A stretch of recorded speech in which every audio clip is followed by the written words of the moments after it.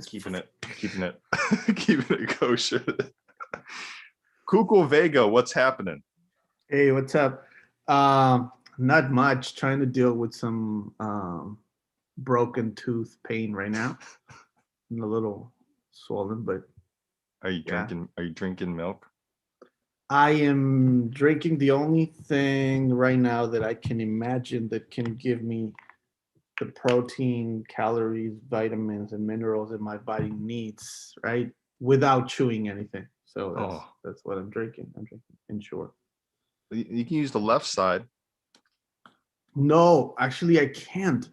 I tried, but what happens is it's so swollen, right? That the molar, it's actually a little lower than normal, right? Because it's so like, so when I try to do that, this molar touches the other molar first. So there's Oh, no way I yes. can do it. Yeah, I can't. I tried, trust me. I was like, no, it's fine. As long as it doesn't hurt, I can just chew on the side. No. You can set up a Yeah. jig. You can set up a cushion jig on the left side, right? So when you're chewing, it gives it, like a, What does that even? you know what I mean? It gives it kind of like a ramp, so you can, Yeah. or maybe add something to your right one so it hits it first. You get creative. You're a creative Yeah. guy. You're a creative guy. Yeah. Yeah. I think for now, I'm just going to trust the doctor and wait for the infection to, go down and the inflammation too. Right. The 2 pounds of extra cheek that I'm having right now. Yeah. So how you guys doing? Doing all right here. I'm gonna have Bernie do a little introduction himself, and Nice. maybe you can share a little about your interest with this one as well, Bernie. He's alumni co-host. All right, yeah, Nice. I'm Bernard Hyde or Bernie or B. I was interested, or let me start off. I'm 19. I was a part of the 2018 PilotCity internship. My project revolved around autonomous drone missions for my school to help with security. Um, I was interested in this particular employer because mom and pop shops, in the pandemic right now, it's probably hard getting off the ground and stuff, or just keeping yourself maintained. And I think that, setting up an online platform for them would be very beneficial, just because like a DoorDash or something for mom and pop shops, I think I don't have a full description, but that's kind of what I'm getting from here. So, and they don't really have a lot of online representation like that, as like on one small place, you got to go find a whole bunch of different sources, but to have them all collected in one place, I think that would be very helpful for that type of business. So that's why I wanted to just, listen and learn about it. Yeah. So I think you probably have a very good idea that could be, platform by itself. Because what we're creating is more of a platform that allows any of these companies, right, or any of these small businesses to just run their digital marketing by themselves without having without any experience on marketing or design or development or anything, right? So a lot of the things that don't allow small businesses to compete with the bigger companies, right? It's the resources they have, obviously, right? But also the fact that those resources get these big companies, people who are experts on all this stuff, right? And a lot of them have their own marketing teams. If not, they can pay some external marketing agencies, for example, right, to run all of their digital marketing campaigns. And something very important, especially now with the pandemic, right, is a lot of businesses that used to run 100% just on people walking by, right? Yeah. All that is lost, right? So they have to still try to market their services or their products or their businesses somehow, and the only way right now, honestly, is digitally, right? So they have to get their, they have to turn their physical flyers and coupons and all that stuff into Facebook ads and Instagram ads, and they need all this help, right? Yeah. But it's hard because that's not cheap, right? Hiring people that are specialists on that is not cheap. So what we're creating is a tool that will help them to very quickly and very easily just create all the elements that they need to run their own campaigns, right? And get new customers and get their information, turn them into leads, and then close, right? Mm. Follow up. Yeah. So it's more like that. Okay. Yeah. Well, I guess I hope no one steals my other idea. Who knows? Hey, you know, something very interesting about ideas is ideas are worth nothing, man. Executing them is what's really Yeah. No, is yeah. what's really. Before I'm able to So don't execute, worry. And you know what? come Even back. even if someone executes that idea, they're never gonna execute it the same way that you're thinking. Um, and Yeah. that's just history of like companies in general, right? Like you see, um, I don't know, the story of Facebook, right? Like they were not the first ones that that thought about that. Like there were tons at the Yeah. moment. There were a bunch of different social networks. Um, I Mhm. think it's not about who does it first. It's about who does it better. Well, I But think yeah, you got it's really a you're matter a of like great who does idea. it first and executes really well to get it to the highest vision, I think for it's that more period of about who. time. Well, I mean, if you look at Google, um, they just really did it way better, dude. Because I mean, there were search engines for, I don't know, for years already when they came out, right? And there were some strong competitors already. Like Yahoo was super established, and there were a bunch of others, right? Alta Vista and Lycos and like all those. But yeah, I think it's so we just turned this conversation into ideas. But yeah, so ideas are, we all have good ideas, bad ideas, but what's really worth is making it happen. And you don't have to make it happen now. Maybe right now it's not maybe right now you don't have the team or the resources or whatever to do it, but you know, maybe later. Mhm. Well, I like the direction we're heading because we're talking about ideas today. We're talking about design. We're talking about creativity. We're talking about, the future of how people market, how the future of how people get onto the digital environment, how people can get their message out with their products and services and so forth, and with our young people, the reason why I'm super excited about Bexi here is because, well, first of all, I think there is this huge gap, of building a digital customer experience, that typically, the digital divide, right? The digital immigrants who are usually business owners who have established companies, they, even people like in our age range, right? The millennials too. Not everyone has the capabilities and the confidence and the know-how or even some of the nuances of keeping on the trends, right? With digital networks, right? And social networks. And so having a tool or a platform that allows for people to effectively and efficiently and automatically, right, populate the variety of different deliverables or populate the variety of different media outlets, right, and then Mhm. launch and go, right, is exciting. And we'll certainly get into the details here, but I really want you to just share your story, Cuco, because you've had an interesting path, and I think that's a fascinating path to kind of go on a journey on. So perhaps you can go back to your heydays, right? Even before you worked with Jalisco and stuff, go Mhm. back and share with us, your story of how you got here. Yeah. Yeah. See, so my story is a little. It's interesting because my story is like a little backwards, like reverse immigration story. Because I was actually, sorry, I was actually born in the Bay Area, and my parents had moved here when they were young. They met here, um, they married, and everything here. Um, but then when I was one, we moved to Mexico, and I grew up in a small city in Jalisco called Tepatitlan, Tepa.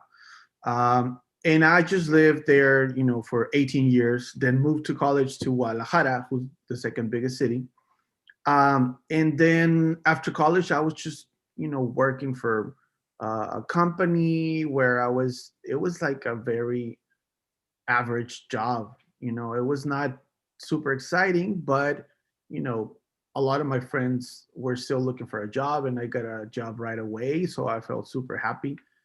And I had good friends at that job and everything, right? But I didn't realize that I was, after like a couple of years, I was just in this like comfort zone where I was not really growing professionally or personally or anything, right? I was just doing like, I would like to say 9 to 5, but the truth, it was more like 9 to 7, 9 to 10 sometimes, right? And obviously, we were very committed, right? Because we in my team, we were all like just grad, right? We had just grad from school. So, we were super excited about even just having our first job. Um, but it got to a point where I just felt like I was stuck, right? And I was not doing what I like anymore, right? Um, so at that time, this is in 2008. So the crisis happens, right? And then my family started to have some issues financially, right? Um, so I decided to start the process so that my parents would become residents in the U.S. because my dad was probably going to lose his business, right? And for someone who's over 60 with no college degree, right? And my dad only did elementary. So it was not going to be easy for him to just look for a job in Mexico, right? But over here in the US, in the Bay Area, he had a lot of friends and he knew a lot of people, and probably it was easier for him to get a job here. So we did that, but the process, got like put in pause because I was not living here and I couldn't prove that I was working and that I could be a sponsor.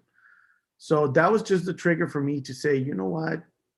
I don't really like my job right now. I don't really have anything that holds me here. So, let's just let's just move, right? And since I was a kid, I used to come to the Bay Area to visit my family and I loved it, right? It was just, for me, it was just a magical place where I just would see people dress any way they like and do anything they like, right? And I loved every single summer that I used to come here to the Bay. um I love that every summer there was like something new, right? Like on music or on movies or whatever. Every summer it was, I would go back with a bunch of cassettes, right? With like MC Hammer and I don't know, a bunch of stuff crisscross. Like, so I remember um, that it was like my dream coming here. But the truth is, I had never lived here, right? So I ended up moving here, and then fast forward a few months, I started working after working at a bakery, a Boudin bakery in San Francisco, for a few months. Then my first job as a web designer, right? Back in that day, it was still web designer. It was a little more general. It was not like right now. It's more focused, right? Like now you're either a front end developer, right, or you're a visual designer, or you're a product designer, right? So before it wasn't that, right? Like if you did something related to did like screen or whatever, you were mainly digital or web designer or something like that, right? So I started working at a company called Biorad in Hercules, and that's where I met Rafa, my co-founder and one of my best friends. And we just became really, really good friends from the beginning. And even though I left Citrix and I started working for a bunch of startups and design and marketing agencies, we were still always in touch, right? But at the same time that I was working, with agencies and startups, and I was also doing a little bit of freelance because at the same time I was getting my master's. Because my background, um, my undergrad was actually in computer science, right? But I always loved design, and so when I moved here, I was like, that's actually another opportunity to, change my career and start, working in design. Little by little, I transitioned. So my plan was I'm going to transition from like web designer to, just graphic designer or something. And little by little I started doing it, right? Like the more confident that I started feeling when I was learning more on design, and the moment that I started seeing that I was doing better projects and that, the quality of my work was getting better, then I would look for jobs that were like closer and closer to design and not so much on development or technology, right? And it's funny because I feel like I've always tried, like my whole career started as, okay, I'm in tech, but then I was like, shit, like this is not what I really like. I like the creative side more. So that whole period of my life was more on transitioning from technology to creativity or design specifically. And then when I get the opportunity to work again with Rafa, but now at Citrix in 2013. Then I still had a couple of semesters left on my master's, but I just felt that it was that for me, I had already learned what I wanted to learn and what I needed to learn, and now had already proven myself that I could work and be a good designer. And I started working again with Rafa in Citrix, and I was there for about 3 years. And that's where we had the idea of starting our own business, pretty much because of stuff that we had to deal with working there, and working with external agencies, right? Like we had the opportunity to work with one of the most famous agency in the world, right? Um, Which and they pretty was much it was Frog Design. okay. Yeah, and I mean they're amazing, right? Like they're one of the best design companies. But what happened for us specifically is that there was this big project that we had been working for over a year.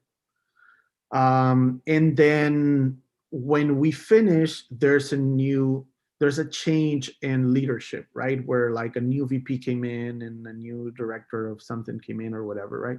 So pretty much our boss's boss was replaced. And then this person comes in and says, oh no, you know what? I'm going to bring Frog Design and we're going to pay in, I don't know how many millions. And, they're going to redo all this stuff. So they come in, they look at our work, they look at everything we did, since it was very well done. What they did is they pretty much just literally replaced a few things on the designs, right? Like let's say, oh, you know what, this is cool, but let's switch the rectangles for circles, and let's change, the gradients for inverted gradients, and let's switch the images, right? But the whole system and everything else, it was pretty much like you were looking at the same thing. Right? I remember something that something that really bothered me was that they even used one of my designs like just like that, right? Like, and I was like, they didn't even modify it, like, right? So that's when Rafa and I thought, you know what, we can be doing this, and we could be charging what these guys are charging, right? Like, why are we, just here on the salary where we could have our own business? Like, we obviously have the talent and the experience to do what they're doing, right? Mhm. So that was the first trigger, right? And right away after that, we started building a portfolio for our new company, right? That was called 222, and that is exactly when we met Derek. I remember when we were Yeah. looking for, Yep. yeah, we were looking for a space to work, and Pilot City was actually our first official place. Yeah.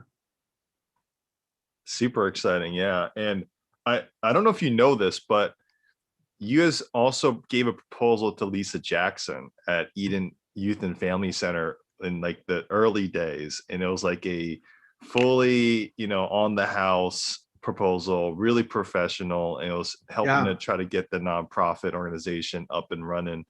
And that's how I actually didn't even know you all yet, right? It was just Lisa, Mhm. because I was contracting with Eden Youth and Family Center to develop a Yeah. makerspace, right? And so Lisa would just pop in and show, like, hey, check out this proposal. We looked at your designs, and there's some stuff that they're adding in on the house, and I was just like, oh, interesting, So that was one plant on how I first met 222, and then Mm, Cece, right, from San Leandro Chamber yeah. of Commerce, because I hang out with Cece a lot back in like the many years ago, Mhm. and she always she was like, yeah, I met these folks, it's Rafa and Cuco. I was like, oh, there's some two syllable, two syllable names, Cuco, Rafa. That sounded cool. And he had this really nice design, because I always had an eye for design because I'm a designer too, Yeah. right? And so I had that eye of like your business card, that 222 logo, with the Yeah. yellow and the white background. And you get the vertical card, and you get the nice design. So Yeah. when CC slipped me the card, I was like, oh, I gotta look out for these folks. I don't know who they are, but I and then I started connecting the dots. And at some point, I think it was CC that connected us. I think because you guys were looking for space, and you just came over to 101, right? SADO, and we just met, and we needed, we wanted to get some people, in there Yeah. to help pay rent as well. And you just popped in, you looked at a room, and we're like, we like it, how much, and I think that's how we got Yeah. started. Yeah. That was it. Yeah. Yeah. And it's funny because I mean, in that place, I remember when it was pretty much just us for a while. And then the first round of students started coming in, I remember, right? Yeah. Yeah, and it's it's nice to see that some of the first or the very first ones are still now working with you, right? Now helping you now, which is great. Yep, that's Yeah. right. So at some point,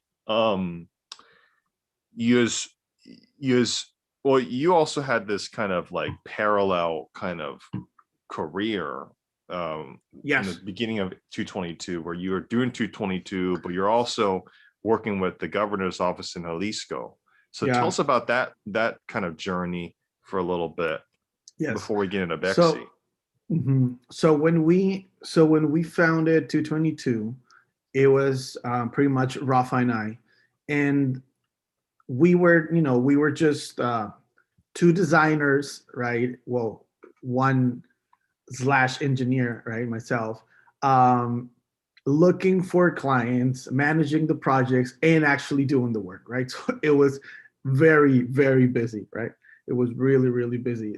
I would say if we had to start something like what we did at that time, I would probably need like a year of just resting and sleeping, because we would just, it was just all on us, right? To do everything, right?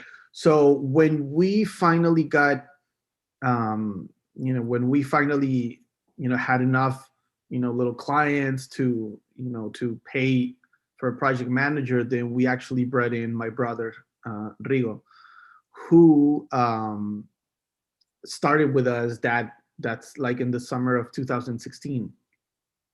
Um, and then it was really funny because when he joined, right, the first thing that he helped us do is to kind of get organized, right?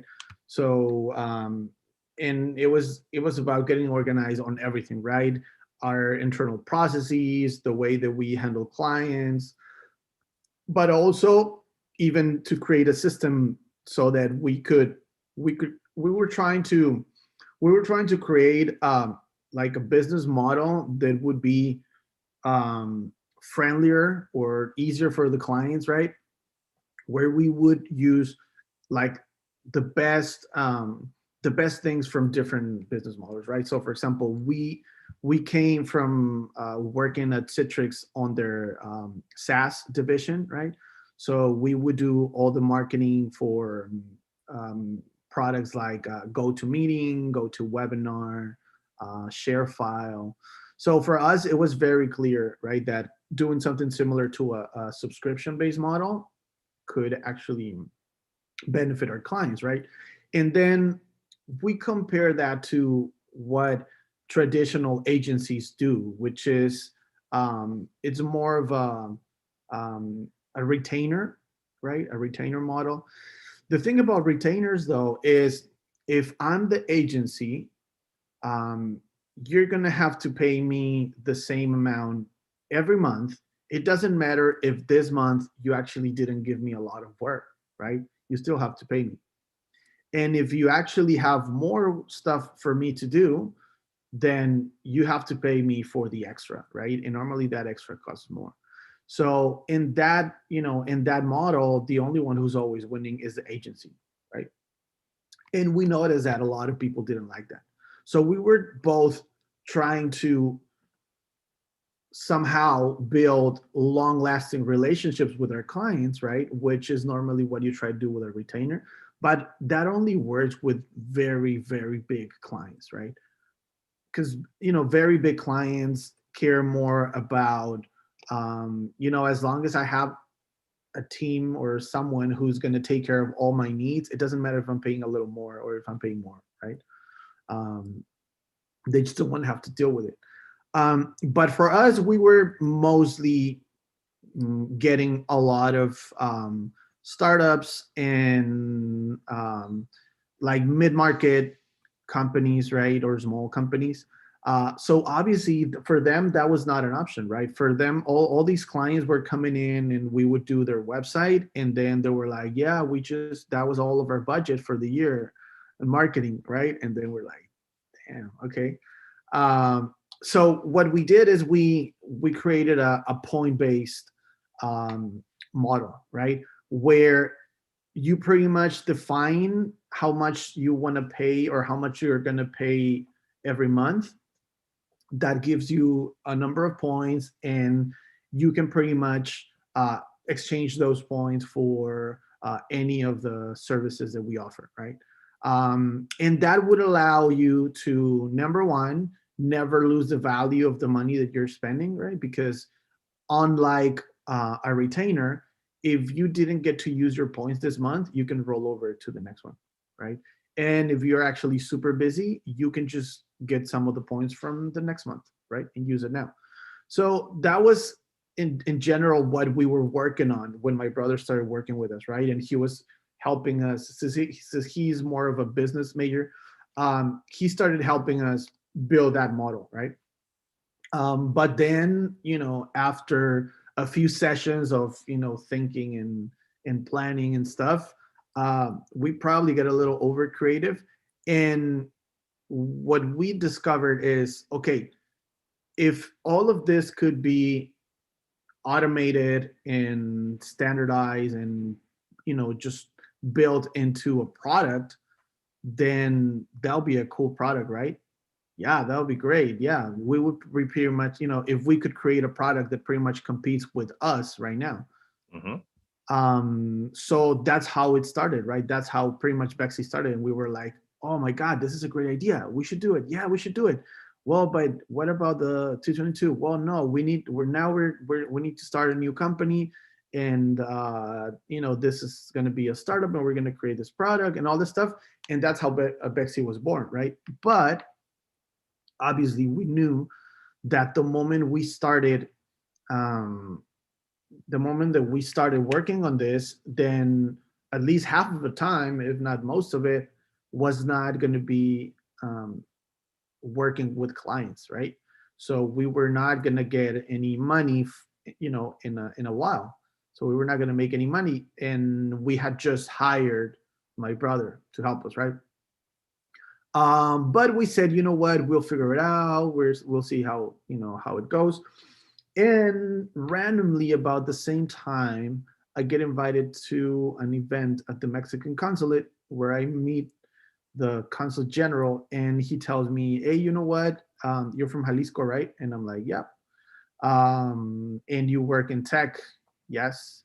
And you have been here for a while, right, in the Bay Area? And I'm like, yeah, a little over 8 years now. Okay.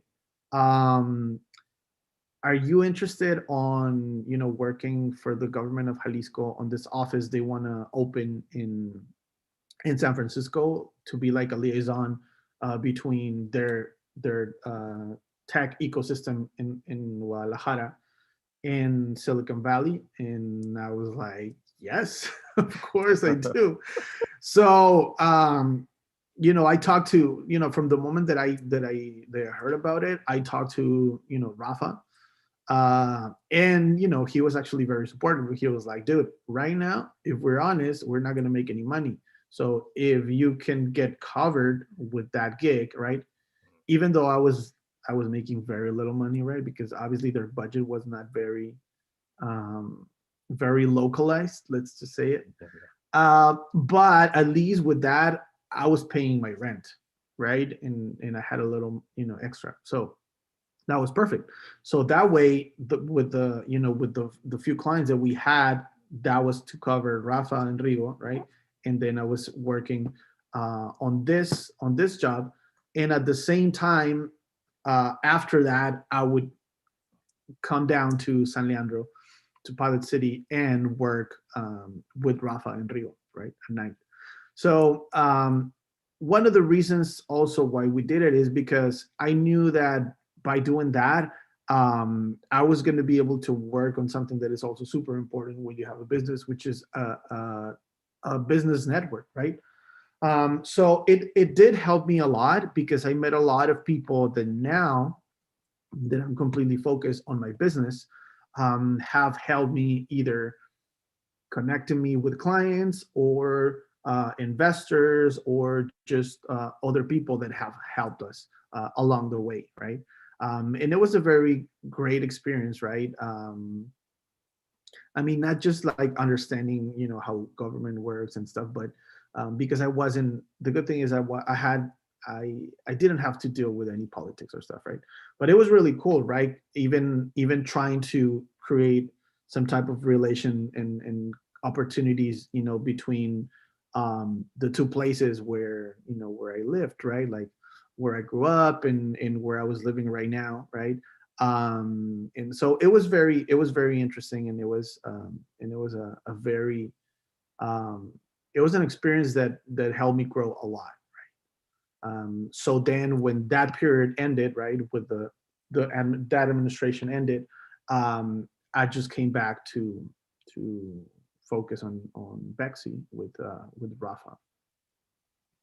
So that has always fascinated me because I been engaged with you. I even I went to Jalisco with you, Yes, and that's true. to actually open up your office over there. And we, and the points and Rigo's voice through the conference line, and seeing Rigo run a WeWork over in Jalisco, Yeah, I've been able to see a small window of your paths, and all these I'm familiarized with that. So, at some point you have started moving towards this kind of vision, right?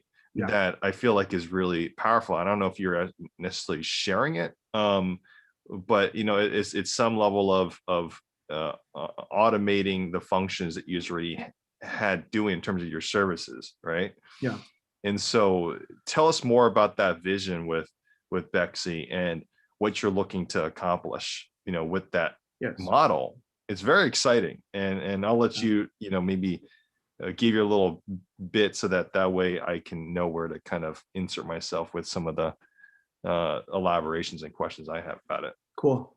Yeah. So it's funny you talk about the vision because last year in the summer we had a little offsite, and and we were thinking about you know updating our vision and mission and stuff, right?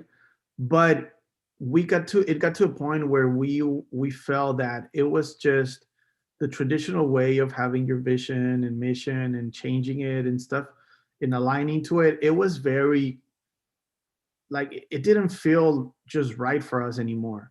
So what we decided was, okay, what is that thing that hasn't changed since the moment that the company was started, right? And that was our purpose, right? So now what we do, and this is what we do even like every time that we onboard a new employee and everything, we don't talk anymore about the vision or the mission, right? We talk about the purpose. And for us, the purpose sets both the vision and the mission, right? And our purpose is pretty much to Bexi exists to empower people, right? That need to sell more, they need to talk to more clients, they need to create awareness of their business, right? Through digital marketing, right?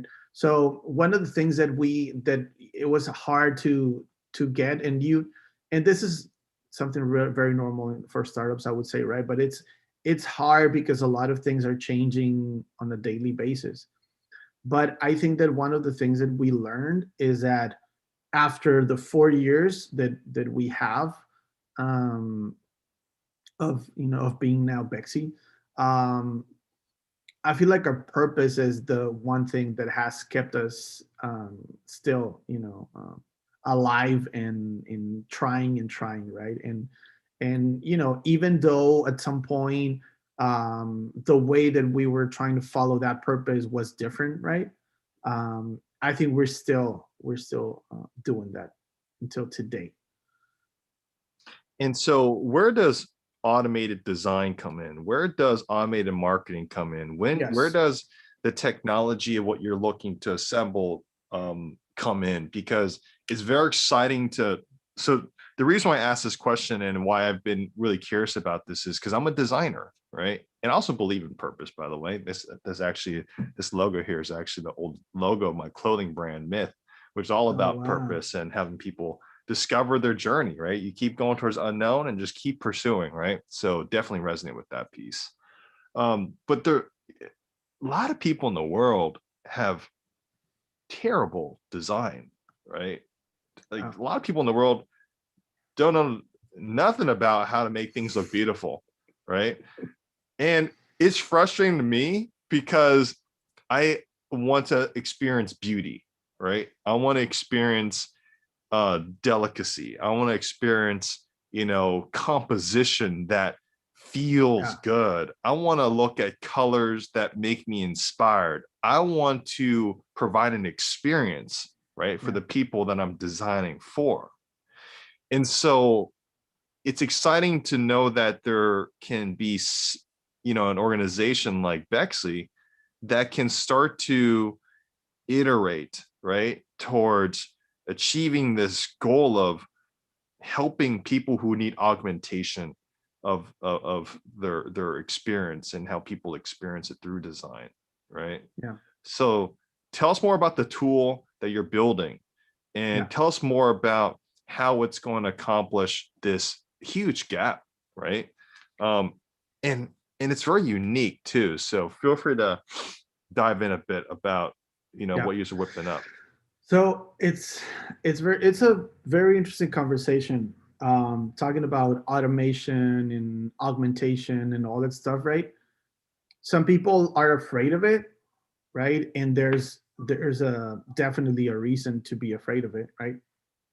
But at the same time, I think it can either help people and empower them, or it can just really get rid of a lot of jobs, right? For us, um, it's more about automating the tedious part of the job, right? And I think that is where automation and AI and all this stuff really comes in with a positive outcome, right? Um, what we're trying to do is our tool, what it does pretty much is it asks you, what do you want to accomplish, right? And then you can tell, I want to get new leads. I want to create awareness of my brand. I want to have more sales on my online shop, for example, right? Based on that, what we do is if you are a medium business, right, or a big business, you would normally hire an agency or have your team, and then they would, based on your goals, they would decide, you know what, this campaign needs to have this. We need to put some ads on social media first, right? So we get the attention of new customers, right? And then we're gonna, with that ad, we're gonna take them to this landing page that is gonna explain all the information about our product or our service or our business. And then we're gonna get their information there with a form where they're gonna give us their name, last name, email, and maybe their phone, right? And that turns into what's called a lead, right? Even just doing that can help so much to micro and small businesses, right? Even just doing that. I'm not even talking about advanced stuff in like, like super segmented marketing and super advanced automation, for marketing. So what our platform does is you just tell it, I want to generate more leads. I want to sell more product on my online shop, or I want to create awareness, right? And then based on that, what we do is right now, based on best practices and based on real data of what types of landing pages and what type of ads work best or have better performance, then we suggest designs that go better with what you're trying to accomplish, right? So what we do is that just a little process, just so you have an idea, just a little process of analyzing what your goal is and what you're trying to accomplish, and all this stuff. It can take up to 2 weeks if you're working with a designer or with a design agency, right? And they're gonna come with like concepts and all these options, right? Where really, really, when it comes to digital marketing, it's more about the strategy and the tactics, right? And very little about the aesthetics, right? So we obviously take care of the aesthetics, right? We're a design company, but at the same time, our the most important part for us is that it performs, right? And for me, just like like you said, I would definitely like a world where things are better designed, everything is designed. But the reality is not everyone has an eye for design. And even people who have an eye for design, they're not a trained eye for design. And even the ones that are trained, right, they have to pay rent and eat, right? So they have to charge you in order to take care of that for you, right? So in the pyramid of priorities, right, that's not very high, right? Mhm. So for us, I would say that we're not trying to go after the frogs or the pentagrams of the world, right? We're not. But we are going after the digital marketing agencies like us, right? Where we want to make sure that all this stuff, who is very tactical and more strategic, right, can be more accessible to all types of businesses, right? The end goal here is that the the micro and small businesses can play in the same play field and compete with the big ones, right? Yeah. So give us a baseline on Bexi again. So just to burn in people's Yeah. brains, so they know what Bexi is, right? Mhm. And what you're creating and what types of customers you're looking to serve here, right? Because you Yeah. talked about this evolution of retainer to points and then this See. automated system, and Yeah. it's evolved, and now it is what it is. So share what that is, just so people have a baseline and an understanding of Bexi. Yes. So what we're going to be releasing in March 10th to start beta testing is a platform that allows anyone who can use a computer and email and attach messages to their email, right? Kind of that level of savviness, of tech savviness, to pretty much design, launch, and manage digital marketing campaigns, right? To generate leads, increase awareness about their business, and later are going to come many more goals, right? But right now it's pretty much creating leads and awareness, right? So pretty much it's about helping you create a new campaign that will already show you what you need to do, right? If you need an ad, then you're going to click on that little button and it will show you options of ads. You're going to choose the one you like based on the ones that we know that will perform better. And the moment that you select that one, the only thing that you have to do next is literally just change the text or the message, right? According to your business. It will already have the colors, the typography, the logos, and all that stuff from your brand, from your business, right? So everything is already going to look like it was created by you or whoever creates your digital assets on your business, right? And then from there, it will take you to now create the landing page that we're going to need to promote your business, right? And it will already have everything you need, right? So from the form to get the information of these people that are going to turn into leads, so you can follow up with them by email or phone or whatever, right? And at the same time, it's going to allow you to see the metrics of how your campaigns are performing, right? So you're going to be able to see right there, because this is an all-in-one tool. You're going to be able to see there the analytics of, oh, how well is my Facebook ad performing or my Instagram ad performing, right? And then from there, how well is my landing page performing, right? Like how many leads I'm actually getting, right? How many people are actually giving me their information, so I can then offer them my services. And this is pretty much right now what the product does, right? So we create simple digital campaigns that are focused on getting small businesses new leads, so they can expand or create more awareness about their business. And the key thing here is that you're essentially having businesses, and particularly small businesses, that don't have these capacities, right, to understand these tools and these different, even jargon, right? Even though people have businesses, they don't know what a lead is necessarily, right? So you're essentially creating an entire thread, right? And you're threading together all the variety of pieces that allow for someone to do marketing. Yeah.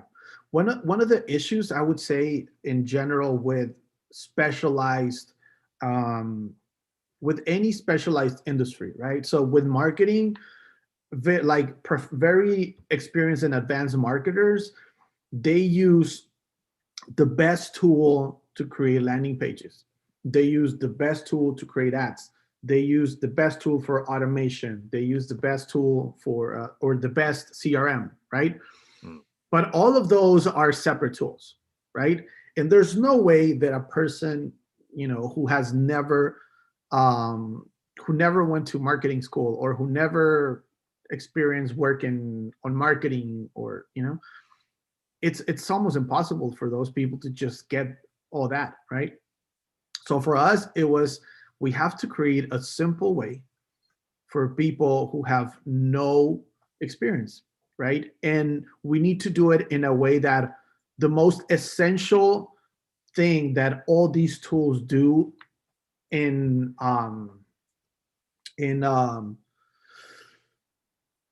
conjunction, right?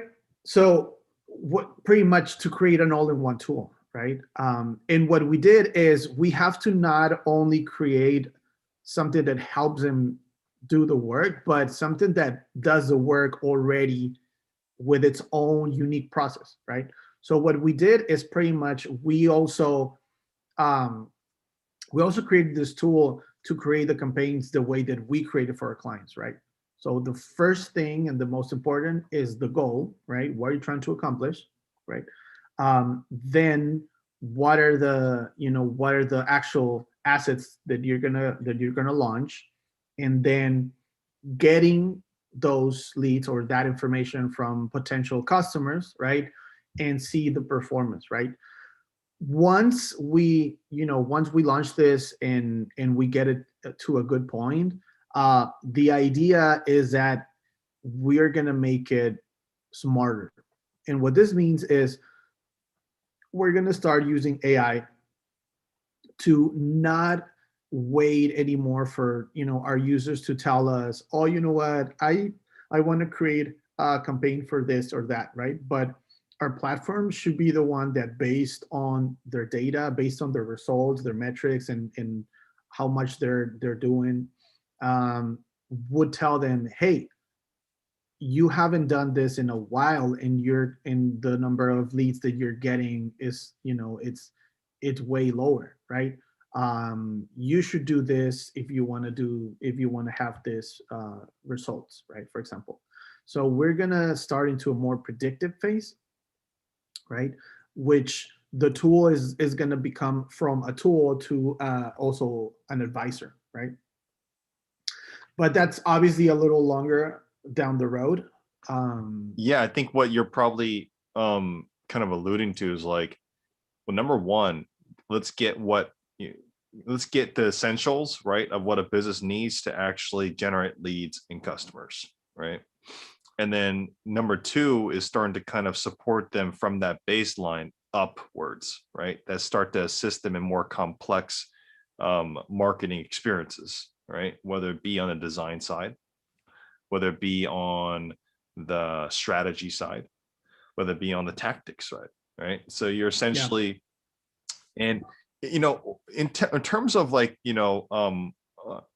automated strategy even, right? Or automated tactics and automated design for marketing and sales purposes, like, that sounds pretty complex, right, to achieve. So what are you guys finding as you approach, researching and developing, concepts that you can implement to help your customers, gain new customers, right? Like through these automated systems, like it sounds pretty complex. And is it achievable? I'm sure it's achievable, but like at what time frame, what time scale, Yeah, well, I mean, we can tell you that we've been working on this for almost 3 years now. And it's almost ready to start being tested. There are great advantages on automation, right? The most obvious is time saving, right? It does things way faster. But it also helps you to make sure that you always follow the right process, right? That every time that you do something, you do it the right way, right? So what we actually did is we started, before we turned it into a full-on platform, we started using this internally first, right? And one of the things that we're trying to accomplish is, if we cannot use this tool internally for us first, if it's not good enough to use it ourselves, right, then it won't be good enough for our clients either, right? So one eat of your the own things, dog food, they call it. yeah, exactly. So one of the things that we have done is, try. We obviously a lot of trial and fail, but we pretty much have based it on trying to automate our own processes, right? And I mean, the advantages obviously of speed is great, right? But then you have to make sure also that you're always following the right process, which is another advantage, right? Like I said, there are many advantages of automation, but that's right now there are a lot of tools that automate design and marketing. There's a lot of them, a lot of them. Mhm. Like even stuff like Canva for design, it pretty much automates the design process, right? Except for the very last step where you know type whatever you want and you kind of move around or play designer, right? For us, our tool is not for people who want to design, right? For us, our tool is for people who need to generate leads and need to generate customers and do not have the time or you know or the willingness to play designer, right? Yeah, I see. So Yeah, so for so us, it's yep, not a design tool. Like you literally, when yes, you literally create a campaign, we show you just three options. So you have three options to choose for an ad. You have three options to choose for a landing page. You have three options to choose for your email. That's it. right. And those, but the difference is those designs are completely based on performance, Uh, right? So they don't have to be the most beautiful ones, even though we do design them, right, to look really, really good, right? Um, but at the same time, um, the main thing for us is still performance. okay, yeah, and so essentially, the driver is marketing, strategy, tactics, and then the back seat or the pilot or the shotgun, right, is design, right? I mean, because Yeah. we want to have local businesses be able to effectively promote content that they're developing for a particular event, for a particular product, for a particular offering, right? And so that's essentially the primary function is to lead, right, Mhm. with the business aspect first, right? Yeah. So so let's talk about the project here, and I'm going to add Rafa now and see if he uh is is going to be around here. Rafa, you're live on YouTube. You can feel free to share your screen, share your video. We're going to talk about the project now. So we'll see if Rafa pops in along the way. Maybe he's co-working or addressing a fire with a client or a customer or something like that. But let's talk about the project, all right, for the students. So transform the customer experience of your local businesses using Bexi, an automated digital marketing platform to empower your favorite businesses in the post-pandemic digital age, right? So that's a fairly generalized kind of mission, right? So break this down for us. Transform the customer experience of your local business using Bexi. I think that's exactly what we're talking about right here, right now, right? And especially in a post-pandemic digital age, all these businesses are forced to go digital, right? Because of the pandemic, and they don't have the tools. They don't have the know-how. They don't have the assistance. They don't have the resources. They don't know the people. They don't even know what the trends are, right? So how is Bexley going to support these these businesses in local areas, and how do students help support the development of that?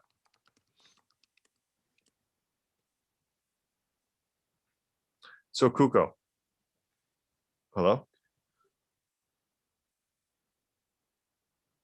are you there? Are you talk? Yeah. So Cuco, Sorry, I kind of missed it. okay. So Cuco, to break it down for us on this, transform the customer experience of your local businesses using Bexi, an automated digital marketing platform to empower your local favorite businesses. Like, what is the need of your tool in this post-pandemic world or in this pandemic world?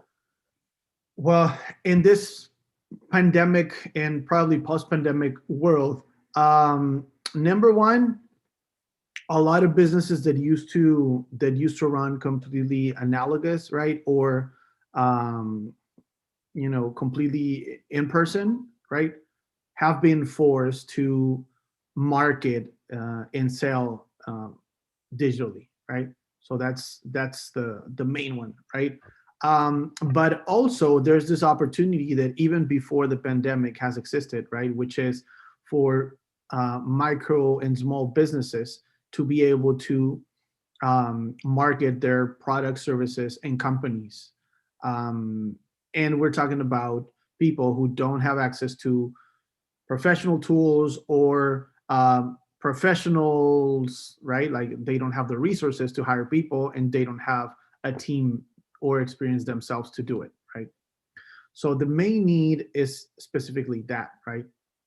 For an all-in-one tool to come and help these people generate leads for their businesses um, and in consequence grow their businesses.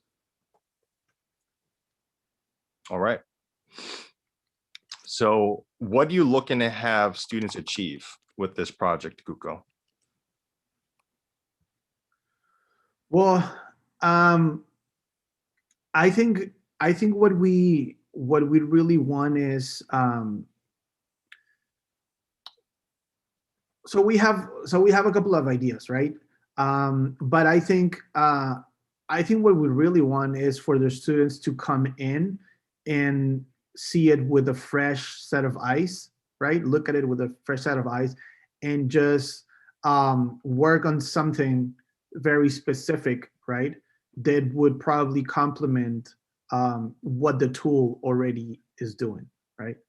So let's say right now we have a certain understanding, right, of what micro and small business need, right, and how our tool can help them accomplish that, right? But what we're really looking for is for a student or a group of students that can come in, look at what we're doing, and from the outside kind of tell us what they see, right? Both in terms of other opportunities or things that we're missing, right? And then work on a project on that. So let's zone in a bit more, Cuco. Let's go in on this one specifically. So I think there's some students will need some specificity, right, of what they're looking to get from Beck. Is Rafa here, by the way? I don't know if he is. Okay. He just texted me that he's back. Okay, cool. You're in mute, Rafa. Rafa, wake up. Hey, I'm here. I'm up.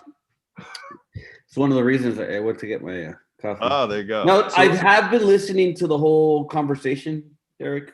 I think I just got into the participant versus the panel. So yeah, we wanted Cuco to kind of tell a story, and when we're talking about Bexi now, we're pulling you in. So we're live on YouTube. So welcome.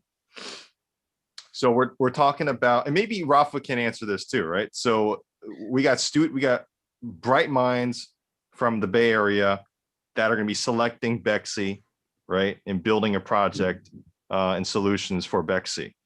And we've just discussed about Bexi's tool, Bexi's vision, right, and what's looking to be accomplished here, right? So from your perspective, what is the main goal that you want to see students achieve in this project? Give them better definition and specificity.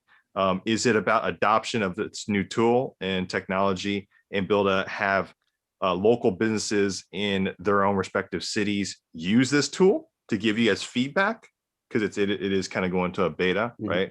Or is something already fully built out and they're ready to use and they can click on everything works, everything's fine, and of course that's probably not the answer, right? It's always an iterative process. But I would say, Derek, sorry to interrupt, but I think that what you said at the beginning, right, where it's we are in this current phase is the validation phase, right? So when you're launching a product, you try to do as much research to kind of get the product going in the right direction.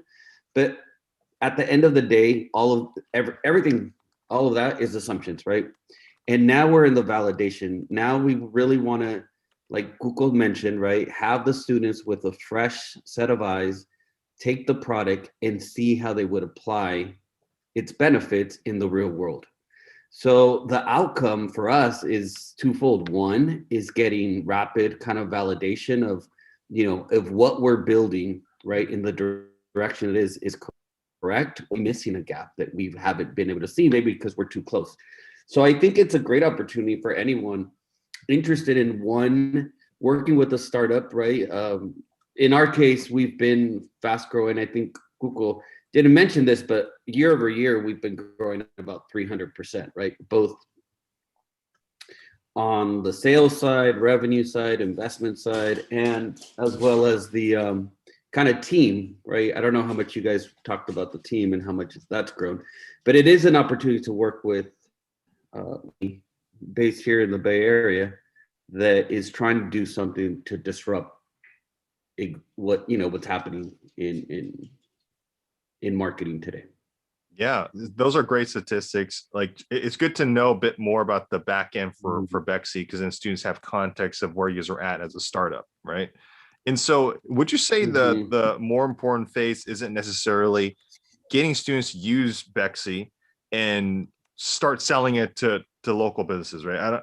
Would you say that it's using Bexi to see what it's capable of doing at the moment, and then finding local businesses that could use that specific tool or could use that tool, for this pandemic, stricken world we're in, and then you guys learning from that process, are you just ready to sell this product, or are you just looking to get feedback and iterate and make the product better? What should students focus on I would say the latter, but right now the product is free. It's completely free, the product.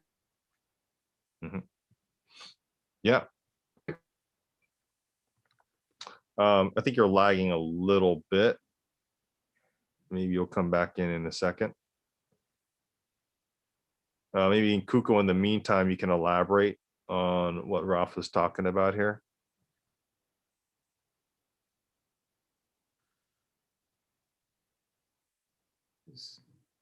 Okay. Cuco, can you hear me? This is right. Yes. Oh, wait. I think he's back. Just turn off your camera, Rafa. Oh, there you go. You're back. You're back. No, don't turn off the camera. Just keep it on. Sure. Yeah. Just because you're back. Zoom's back. I was going to say, everything that we've always done, right, that's aligned to the purpose is to help people, right? Help people, especially in smaller businesses, they do this business to help their family, to help themselves, right? To put food on the table. So we're just trying to help people, accelerate what they need to do to get onto, digital transformation quickly with this tool. So I think if the students can help, they would find value, that would be great. And how would you recommend students approaching their local businesses? And should they just think of the top ones that they go to all the time and pretty much just hit those? What's the strategy that you'd recommend for students?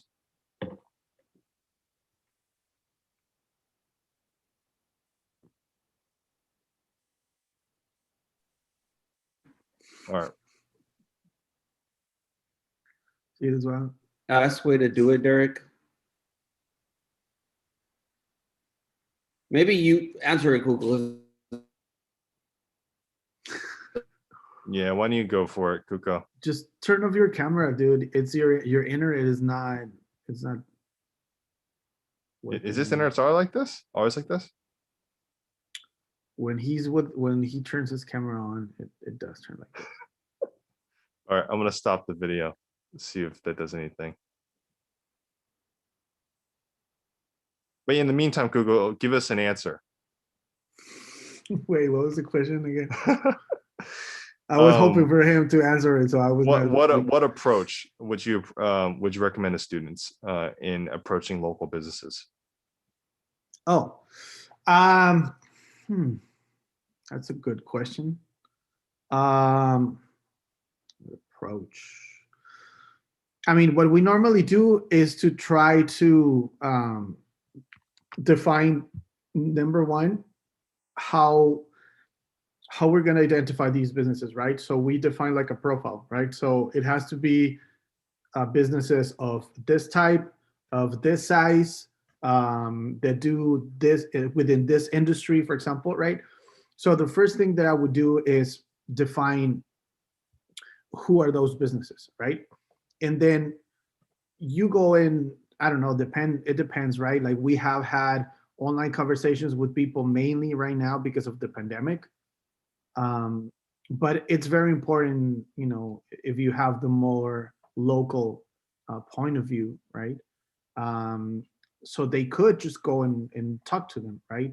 Obviously, we already have, a set of questions and information that we normally use, right? So we could help them with that, right? Like we could literally give you the surveys that we normally do, and you don't have to use that, right? Like that can be just as a little guide, and you can make your own questions based on what you want to know and the insights that you want to get out of these businesses, right?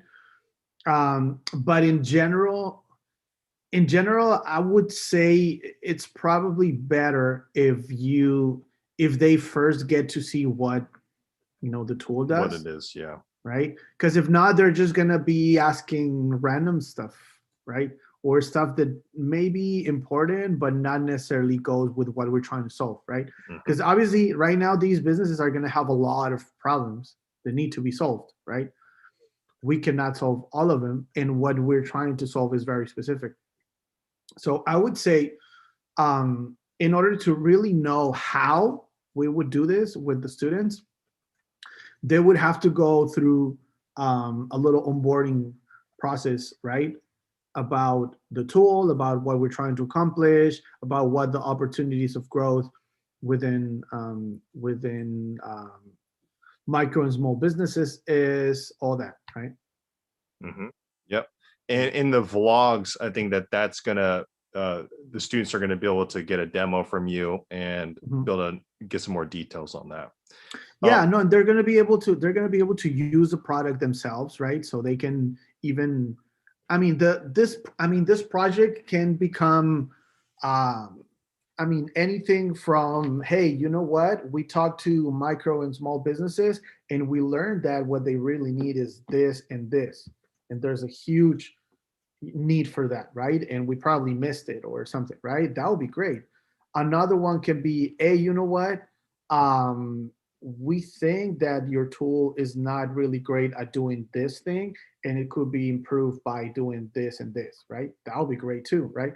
So for us, that's why we don't yet have like a defined project, right? Because I think what we need first is for the students to get to see what we're doing, how we're doing it, why we're doing it, who we're trying to help. And then they're the ones who can tell us, you know what, I would like to do some research on this and see if it's actually true. Or I would like to analyze this and see how we can improve it, right?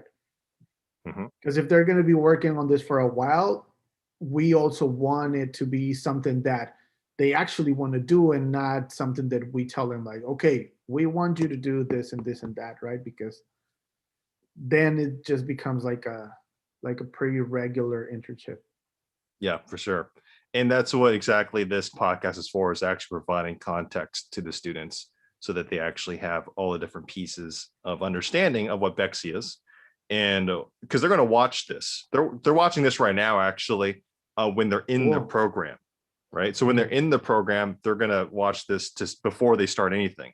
So this conversation is very important, because then they can, understand all the pieces of what you're saying, right? And then they're actually literally going to build have a better scope, right?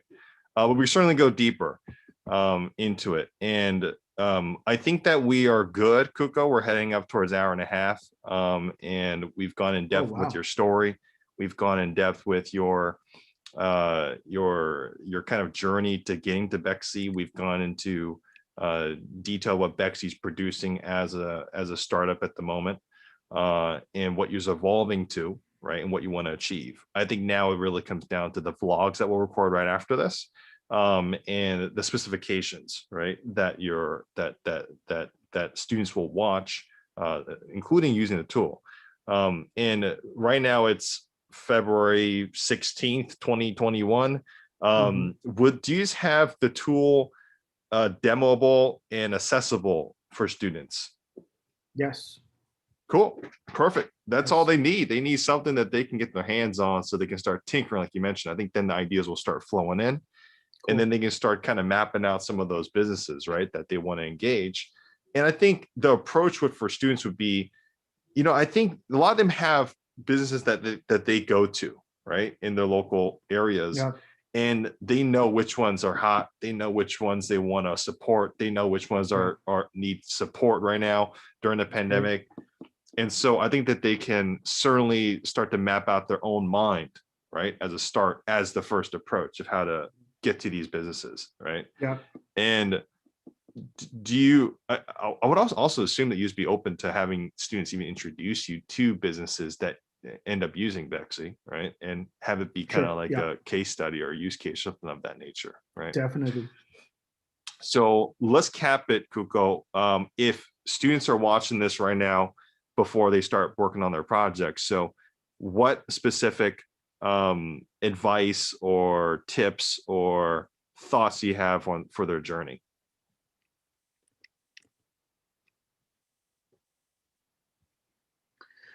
So right now, I would just suggest, we're going to share with Derek all the information that you need right now to know about us, right?